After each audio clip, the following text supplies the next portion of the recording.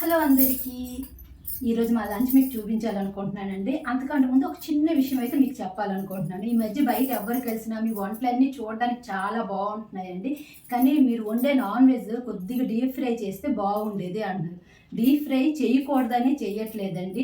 Deep fry వల్ల oil అంత ఎక్కువ వాడడం వల్ల ఎన్ని అనర్థాలో మీ అందరికి కూడా తెలుసు. కానీ నాన్ వెజ్ కదా, ఆయిల్ వేయకపోతే బాగోదు, డీప్ ఫ్రై చేయకపోతే టేస్ట్ రాదు అని ఒకే ఒక కారణంగా అందరు ఎక్కువ ఆయిల్ అనేది యూజ్ చేస్తున్నారు.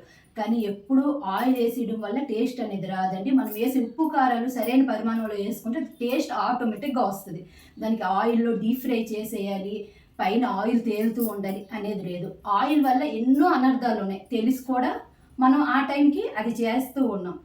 ఎప్పుడో ఆరోగ్యం పాడైపోయిన తర్వాత అప్పుడు ఆయిల్ తినకూడదు, మసాలాలు తినకూడదు అనేసి ఈ సిస్టంలోకి వచ్చింది. దానికంటే ఇప్పటి నుంచే ఆయిల్ కొద్దిగా తగ్గించుకుంటూ మన ఆరోగ్యం కాపాడుకోవడం మంచిదే కదండి. పూర్వం ఎప్పుడో ఋషులు 100-120 సంవత్సరాలు బతికే వాళ్ళు అంటున్నారు.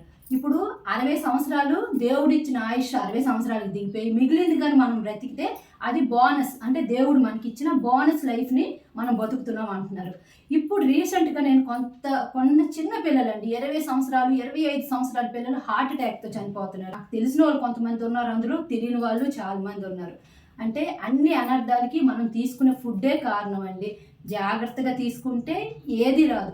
అంటే బ్రహ్మరాసిన తలరాతను అయితే ఎవరు మార్చలేరండి. కానీ గాలిలో దీపం పెట్టి దేవుడు ఎందుకు కాపాడు అని అనుకోవడం మాత్రం పొరపాటే కదా. మనకి నచ్చినట్లు అన్నీ ఎక్కువ వేసుకొని మనకి నచ్చినట్లు నోటి రుచి చూసుకొని తర్వాత ఆరోగ్యం ఎందుకు పోయింది అనుకునేదానికంట ఇప్పటి నుంచి కొద్దిగా జాగ్రత్త పెడితే ఆ తర్వాత దేవుడు మనకి ఎప్పుడు వరకు మన తలరాతలో మనం ఇక్కడ ఉండాలని రాసున్నాడో అప్పటి వరకు అయితే జీవిస్తాం. ఈరోజైతే నా మాటలు నచ్చితే కొద్దిగా వినండి, కానీ ఈ మాటల్లో మాత్రం తప్పు ఎవ్వరూ తీసుకోకండి.